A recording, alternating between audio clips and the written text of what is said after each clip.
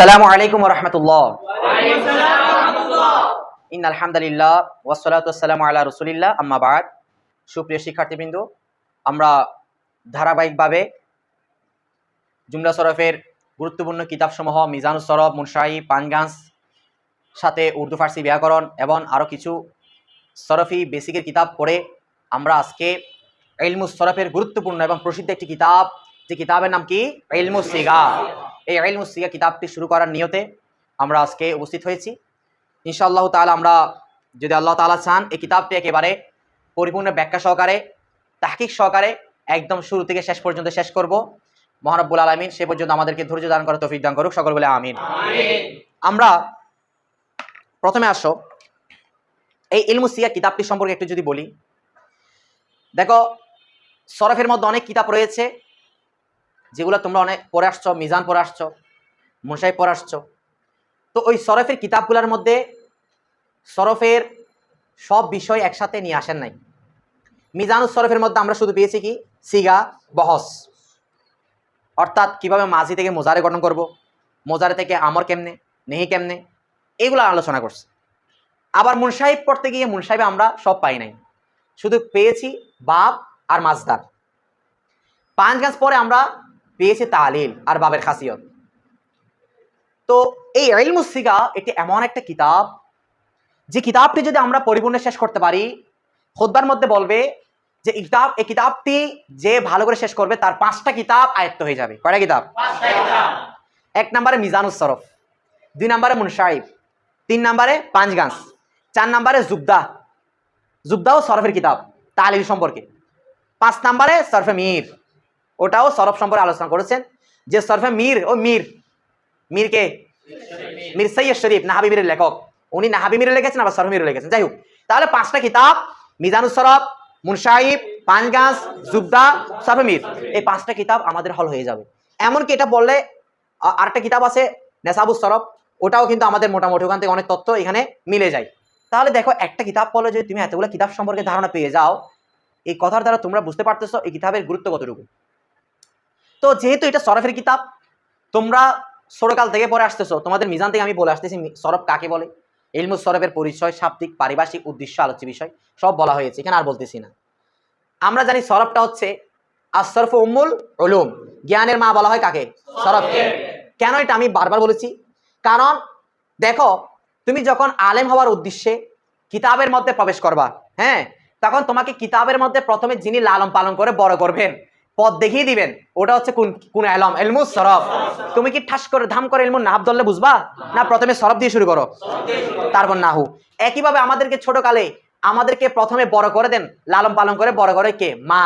তাহলে সরফ যেভাবে প্রথম থেকে ছোট থেকে শুরু করে আমাদেরকে নাহুর দিকে নিয়ে যায়, মাও আমাদেরকে আস্তে আস্তে বড় হওয়ার দিকে তিনি আমাদেরকে গড়ে তুলেন। তাহলে এই জন্য বলা হয় আসরফ উম্মুল উলুম, জ্ঞানের মা হচ্ছে কি? সরফ। তাহলে ইলমুস সরফের গুরুত্ব আছে কি নাই? আছে। তো অনেক কথা আছে, এটা নিয়ে আমি পাঁচগাঁজের ভিডিও মুকদ্দমার মধ্যে বলেছি। যারা আরো ইলমুস সরফ সম্পর্কে জানতে চাও, তোমরা প্লেলিস্টে পাঁচগাঁজের প্রথম পর্বটা দেখে নিতে পারো। আর এমনি তো পাঁচগাঁজ পড়ার, এটা পড়ার আগে পাঁচগাঁজ ক্লিয়ার থাকতে হবে, কারণ না হয় তুমি এখানে বুঝতে কষ্ট হয়ে যাবে। ঠিক আছে, এরপর এখন আসো এই ইলমুস সিগা, এই কিতাবের লেখক মুসান্নিফ রাহমাতুল্লাহ আলাইহি সম্পর্কে আমাদের জানতে হবে, জেনে এগুলো আয়ত্ত করে রাখতে হবে। যে কিতাবটা আমরা পড়ি না কেন, ওই কিতাবের লেখক কে সেটা যদি আমরা না জানি, বা ওই কিতাবের লেখক সম্পর্কে যে আমাদের ধারণা থাকে, তাহলে এটা অপরিপূর্ণ হয়ে যায়। কারণ তিনি এত কষ্ট করে একটা কিতাব লিখেছেন, আমাদের জন্য এত একটা বড় উপহার দিয়েছেন, তার সম্পর্কে যদি আমরা কিছু তথ্য না জানি, তাহলে হক কি আদায় হবে? সেই জন্য আমাদের জানতে হবে। এই ইলমুস সিগা, এই কিতাবের লেখক সম্পর্কে আমি বোর্ডে লিখে ফেলছি, একেবারে যাতে যারা অনলাইন দেখবে তাদের সুবিধা হয়, সেই জন্য একেবারে বোর্ডে লিখে ফেললাম। দেখো, ইলমুস সিগা এই কিতাবের লেখকের মূল নাম হচ্ছে মুফতি এনায়েত আহমদ রহমতুল্লাহ আলাইহি। সকলে বলি মুফতি এনায়েত আহমদ রহমতুল্লাহ আলাইহি। ওনাকে মুফতি এনায়েত আহমদ কাকুরিও বলা হয়। কি বলা হয়? কাকুরি। তো ওনার জন্ম মৃত্যু আমি একসাথে লিখে ফেলছি, যাতে আপনাদের মাথায় থাকে। ওনার জন্ম হচ্ছে 9 শাওয়াল 1228 হিজরি, 1228। ইন্তেকাল হচ্ছে 1279 হিজরি। তাহলে 1228 1279, এতটুকু মাথায় রাখতে পারবো না? তাহলে 28 79। তাহলে মুফতি এনায়েত আহমদ কাকুর রহমতুল্লাহ আলাইহি জন্মগ্রহণ করেছেন কত সালে? 1228 হিজরি। সাল বলতেছি হিজরিতে। আর ইন্তেকাল করেছেন 1279 হিজরিতে। ক্লিয়ার?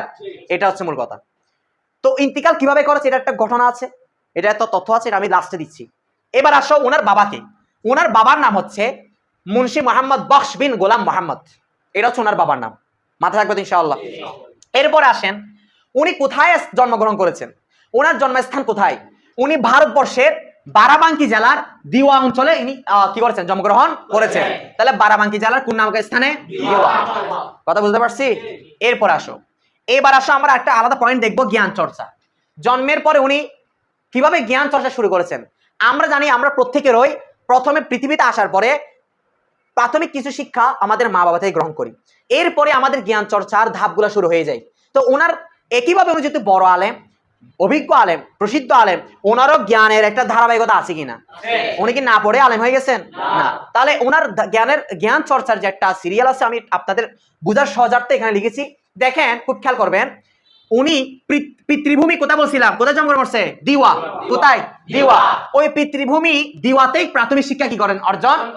আমরা প্রাথমিক শিক্ষা বলতে বুঝি এক নম্বরে মায়ের ভাষাটা অর্জন করা, মাতৃভাষা, তারপরে কোরআন তেলাওয়াত, ঠিক আছে, তারপর বেসিক যে ধারণা, যেমন আমরা বাংলাদেশে প্রাথমিক শিক্ষা বলতে বুঝি আরবিতে আলিফ বা কায়দা আমপারা এগুলো ক্লিয়ার করা, ঠিক আছে, তারপর বাংলাতে হচ্ছে তোমার ব্যঞ্জনবর্ণ স্বরবর্ণ এগুলো ক্লিয়ার করা, ঠিক আছে, ইংলিশের মধ্যে লেটারগুলা ABCD এগুলো ক্লিয়ার করা, এগুলো হচ্ছে প্রাথমিক। উনি একইভাবে ওনার প্রাথমিক শিক্ষাগুলো অর্জন করেছেন ওনার পিতৃভূমি মানে যেখানে তার পিতার আবাসস্থল, যেখানে তিনি জন্মগ্রহণ করেছেন, দিওয়াতেই তিনি প্রাথমিক শিক্ষা কি করেছেন? গ্রহণ করেছেন। ক্লিয়ার তো সবার? এরপর আসেন, এরপরে তিনি 13 বছর বয়সে, কত বছর বয়সে? তিনি 13 বছর বয়সে রামপুরে ভ্রমণ করেন। কোন এলাকায় যান? রামপুরে যান। খুব খেয়াল করতে হবে, তিনি রামপুরে যাওয়ার পরে দুইজন আলেম থেকে, কয়জন?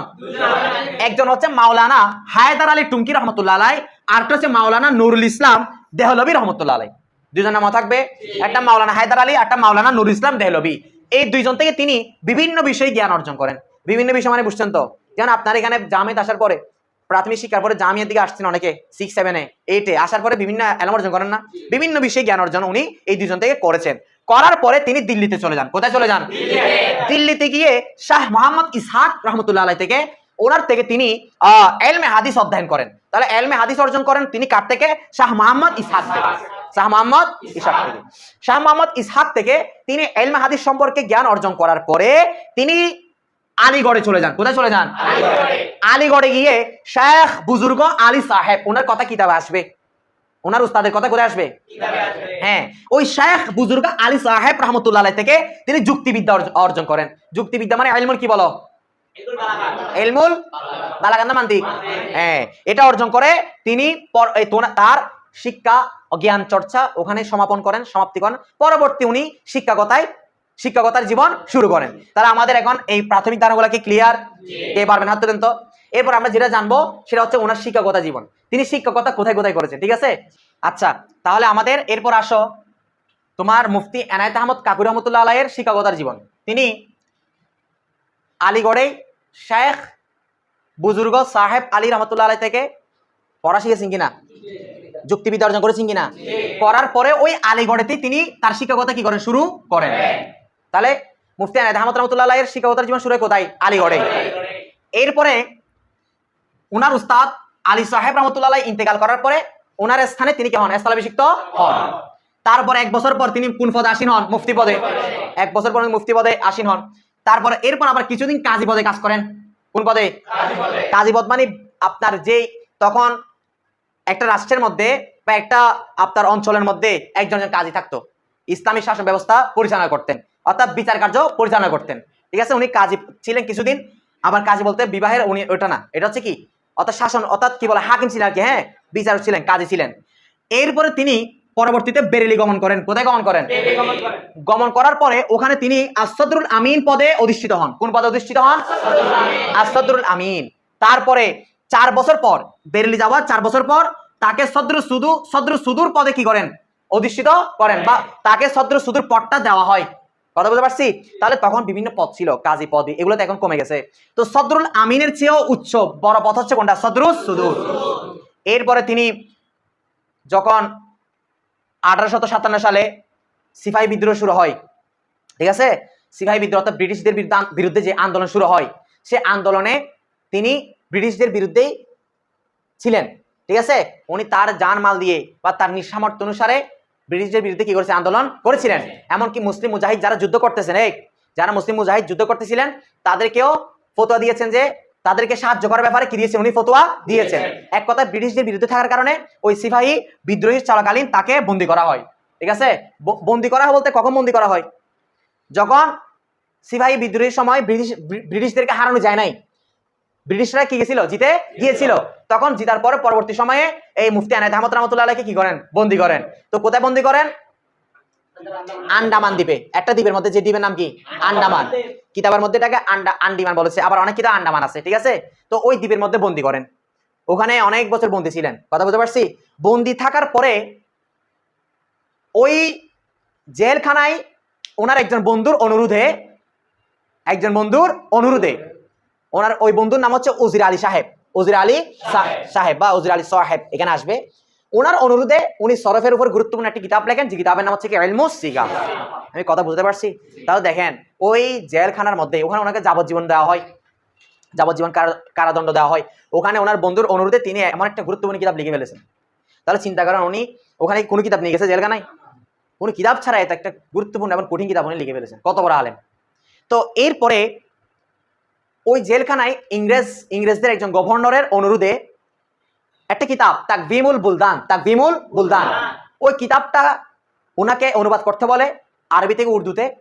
তো ওই গভর্নরের অনুরোধে, ইংরেজদের গভর্নরের অনুরোধে তাকভিমুল বুলদান ও কিতাবটা তিনি আরবি থেকে কোন ভাষায় অনুবাদ করেন? উর্দু ভাষায়। তো উর্দু ভাষায় অনুবাদ করে দেওয়ার পর ওনার ভালো লেগেছে। ভালো লাগার পরে ওনাকে জেল থেকে কি দেন? মুক্তি দেন, ছেড়ে দেন। ছেড়ে দেওয়ার পরে 1279 হিজরিতে, মুক্তি দেওয়ার 2 বছর পরে, 1279 হিজরিতে তিনি হজ করার জন্যে নৌজাহাজে করে তিনি হজ করার জন্য সফর শুরু করলেন, ভ্রমণ শুরু করলেন। যাত্রাপথে একটি ডুবো পাহাড়ের সাথে ওনাদের যানবাহনটা লেগে, ঠিক আছে, নৌজাহানটা লেগে অ্যাক্সিডেন্ট হয়, দুর্ঘটনা ঘটে। যে দুর্ঘটনায় উনি সহ সকল হাজি শাহাদাত বরণ করেন। ইন্না লিল্লাহি ওয়া ইন্না ইলাইহি রাজিউন। যেখানে উনি এবং অন্যান্যরাও, বিশেষ করে উনি, সকলে ইহরাম পরিধান অবস্থায় ছিল। তখন তো আর বিমান ছিল না, ঠিক আছে, তখন তো জাহাজে করে যাইতো। তো সেখানে ইন্তিকাল করেন। এত বড় একটা এলামের জাহাজ ডুবে গেল সেখানেই।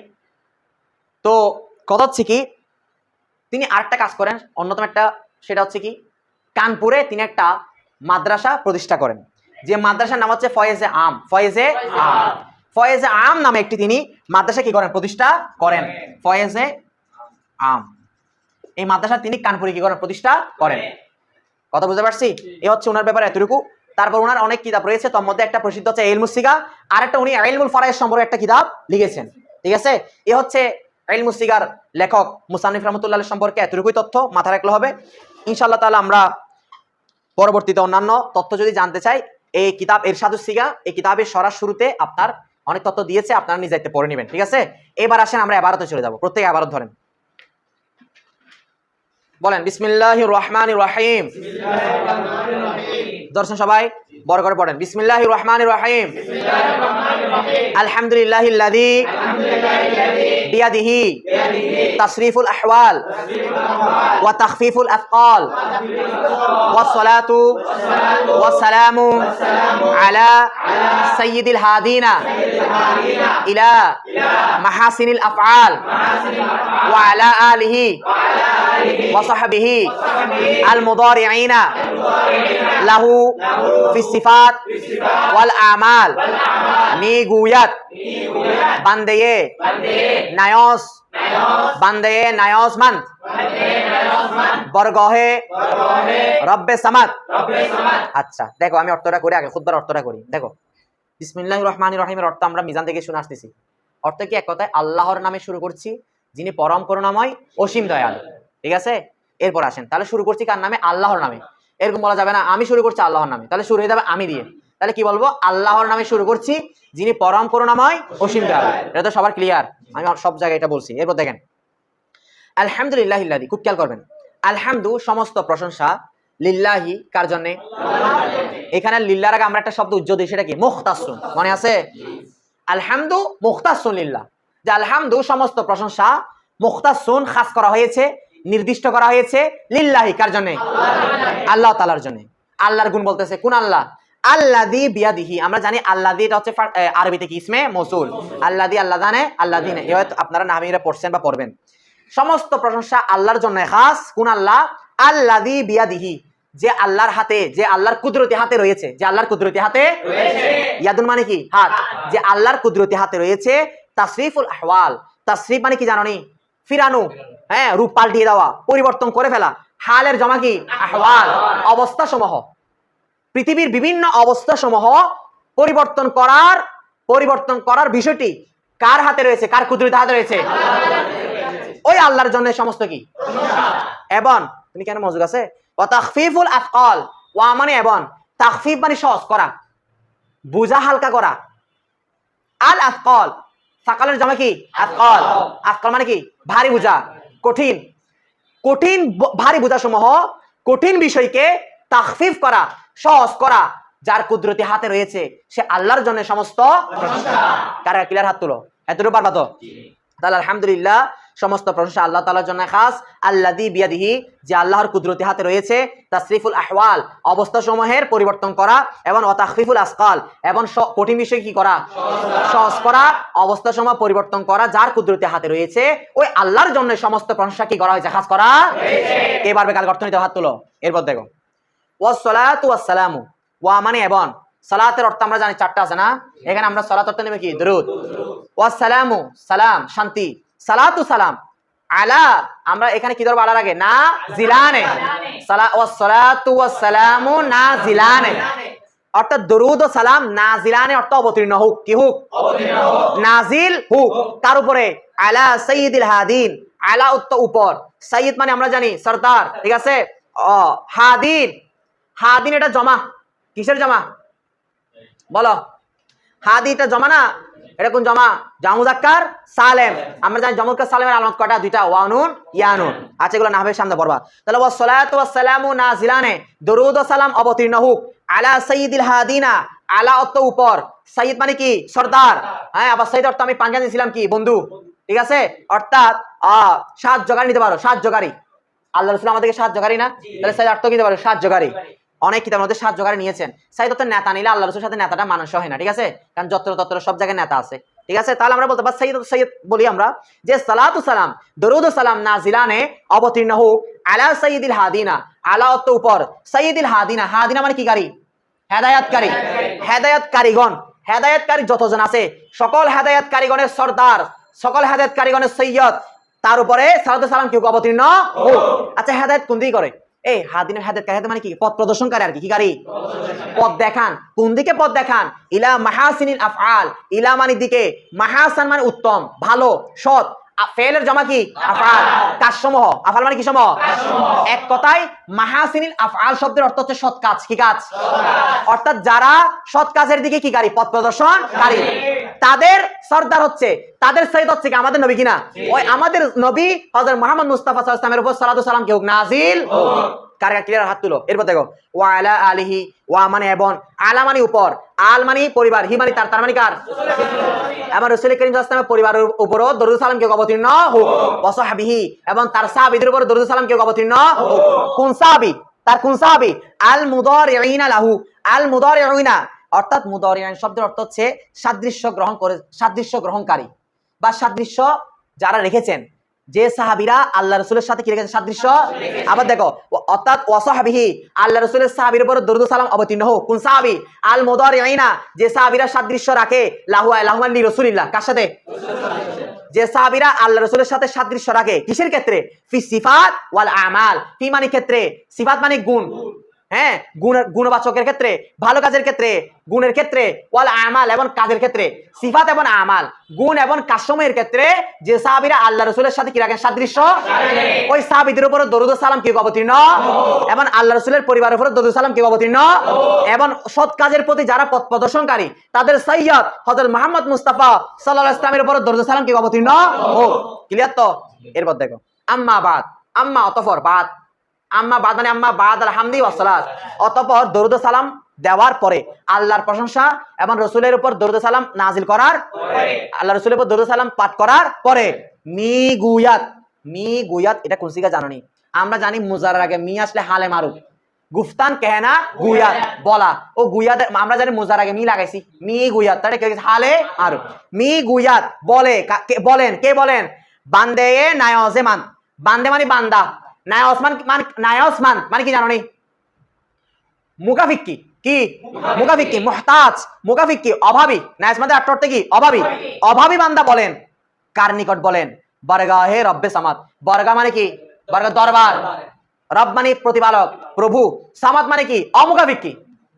অমুকাফিক কি রবের দরবারে মুকাফিক কি বান্দা বলেন। আল্লাহ মুকাফিক কি না অমুকাফিক কি? আল্লাহু সামাদ। অমুকাফিক কি আল্লাহর দরবারে মুকাফিক কি বান্দা বলতেছেন, মানে কে বলতো? মুফতি এনায়েত আহমদ, কিতাবের লেখক আর কি। উনি মানে এটা নিজেকে গায়েব রাখছেন আর কি। ঠিক আছে, এবার দেখো আল মুতাসিম। আল মুতাসিম কোন বান্দা? যে বান্দা হচ্ছে মুতাসিম মানে আঁকড়ে ধারণকারী। মুতাসিম মানে কি? বেজাইলে সাইয়্যিদুল আম্বিয়া। বেজাইল শব্দের অর্থ হচ্ছে আঁচল। কার আঁচল? সাইয়্যিদুল আম্বিয়া, অর্থাৎ নবীদের সৈয়দ। তিনি কে? হযরত মুহাম্মদ, নবীগণের সর্দার, নবীগণের সৈয়দ হযরত মুহাম্মদ মুস্তাফা সাল্লাল্লাহু আলাইহি ওয়াসাল্লামের আঁচল ধারণকারী অমুকাফিক। মুকাফিক কি বান্দা অমুকাফিক কি রবের দরবারে বলেন। আর তিনি কে? মুহাম্মদ এনায়েত আহমদ কাকুরি রহমতুল্লাহ আলাইহি। গফারা লাহুল আহাদ, গফারা ক্ষমা করুক, লাহু তাকে, আল আহাদু, আহাদু মানে কে? আল্লাহ, একক আল্লাহ, তাকে করুক ক্ষমা। এটা গুফিরা নয়, এটা গফারা। ঠিক আছে, কারণ গফারা ফেল, আল আহাদু কি ফাইল। কথা বুঝতে পারছি? গুফিরা বললে কি হয়ে যাবে জানো? গুফিরা ক্ষমা করা হয়েছে, আল আহাদু আল্লাহকে, নাউজুবিল্লাহ। অর্থটা পুরা ইমান থাকবে। তাহলে গফারা ক্ষমা করুক, কে করুক? আহাদ, আহাদ মানে কে? আল্লাহ, লাহু মানে কাকে? মুফতি এনায়েত আহমদ কাকুরি। ঠিক আছে, এতটুকু বুঝাত তুলো, ক্লিয়ার তো? তাহলে এখন মুফতি আহমদ কাকুরি নিজে কি করেছেন? ছোট করে যে বলতেছে আমি হচ্ছে একজন মুকাফিক কি বান্দা, আমি চাচ্ছি কার কাছে? অমুকাফিক কি রবের দরবারে। ঠিক আছে, কি বলতেছেন উনি? কে যে ইন রেসলে, ইন মানে এই, রেসালা মানে কিতাবটা। এর কিতাবটা মানে কোন কিতাব? পাঞ্জাস ইলমুসিগা। এই ইলমুসিগা কিতাবটা ইস, এটা এমন দার ইলমে সরফ। এটা হচ্ছে কিসের মধ্যে, কিসের ক্ষেত্রে এটা কিতাবটা? এটা কিসের ব্যাপারে? কে বেবাসে খাতির। এখান থেকে ইনশাআল্লাহ আমরা আগামীকাল পড়বো। ঠিক আছে, আজকে এতটুকু থাক। ইনশাআল্লাহ আমরা আগামী ক্লাসে এটা খুতবাটা শেষ করে পরবর্তী মূল পড়া চলে যাব। ঠিক আছে, তাহলে এতটুকু থাক। আসসালামু আলাইকুম ওয়া রাহমাতুল্লাহ।